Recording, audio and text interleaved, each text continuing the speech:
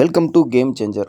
இது வந்து 3வது நாள் கேமு. நம்ம மதுரையிலேருந்து சென்னைக்கு வந்து ஒரு 50 நாள் ஜொமேட்டோ ஓட்டினா எவ்வளோ எடுக்க முடியுன்றதுக்காண்டி தான் இது ஓட்டிக்கிருக்கேன். இதை முடிச்சுட்டு ஸ்விக்கி 50 நாள் ஓட்டலான்னு ஒரு பிளானில் தான் இருக்கிறேன்.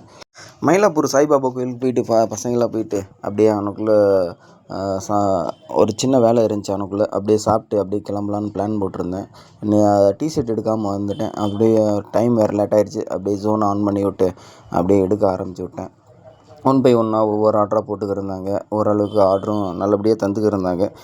ஆர்டர் முடிச்சுட்டு அப்புறம் ஒரு கடைக்கு போயிருந்தால் ரொம்ப லேட் ஆகுறாங்க. ஆனால் ஃபுட் ரெடி போட்டாச்சு. அப்புறமேல் கொஞ்சம் நேரம் கத்திட்டு அந்த ஃபுட்டை வாங்கிட்டு கொடுத்துட்டு அதுக்கடுத்து மதியம் லஞ்சுக்கு வந்து சீப்பாக கிடைக்கிறன்றனால ஒரு பிரியாணி வாங்கி போட்டு, ஏன்னா சென்னை சைடு பிரியாணி தான் சீப்பாக இருக்குது. மீல்ஸு கிடைக்குதுன்னா அது எங்கேன்னு தேடுறதுக்கு ரொம்ப லேட் ஆகுது. அப்புறமேலுக்கு ஈவினிங் நேரத்தில் பிரபு சார் காம்ப்ளெக்ஸ் அந்த லைனில் போயிருந்தேன். அப்படி சிவாஜி அவரோட ஃபோட்டோஸ்லாம் நிறையா போட்டு யூனிக்காக இருந்துச்சு. அது அப்படியே ஒரு வீடியோ எடுத்துகிட்டு அப்படியே அந்த ஃபுட்டையும் போயிட்டு அந்த காம்ப்ளெக்ஸில் போய் டெலிவரி பண்ணியாச்சு. அதுக்கடுத்து ஒரு அப்பார்ட்மெண்ட்டுக்கு போயிருந்தால் நம்ம ஃபோன் நம்பர் சொன்னாவே உள்ளுக்கு போயிடலாம். இதே மதுரையில் வந்து நாங்கள் என்ட்ரி போடணும். நோட்டில் என்ட்ரி போட்டுவிட்டு அதுக்கடுத்து அவர் செக்யூரிட்டி பர்மிஷன் கேட்டுட்டு அது இது ஷார்ட்டாக இருக்குது. இது பெஸ்ட்டாக இருக்குது. மதுரை சைடு பார்க்குறவங்களாம் இதை கொஞ்சம் ரெக்கமெண்ட் பண்ணுங்கள்.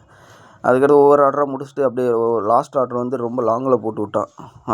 ஆல்ரெடி ஜோனுக்கு வெளியே தான் இருந்தேன். அதுக்கடுத்து அங்கிட்டு போட்டு விட்டான். வர்றதுக்கு வந்து 21 கிலோமீட்ரு. அப்படி கிட்டத்தட்ட ஒரு ரூமுக்கு வர்றதே 2 மணி ஆயிடுச்சு எனக்கு. அப்படியே ரூமுக்கு வந்துட்டு அப்படியே சாப்பிட்டு அப்படியே தூங்கியாச்சு. நேற்றோட ஏர்னிங்ஸ்னு பார்த்தோம்னா ₹2277 வந்திருக்கு. இன்சென்டிவ் எடுத்துட்டேன். ₹575 தான் எடுத்திருந்தேன். அப்புறமேலுக்கு ஆன்லைன் டிப்ஸ் மட்டும்தான் ₹50 வந்துச்சு. ஆஃப்லைன் சுத்தமாகவே வரல. நேற்று வந்து எக்ஸ்பென்ஸ் பார்த்தா பெட்ரோலு ஃபுட்டு ₹520 வந்துச்சு எனக்கு.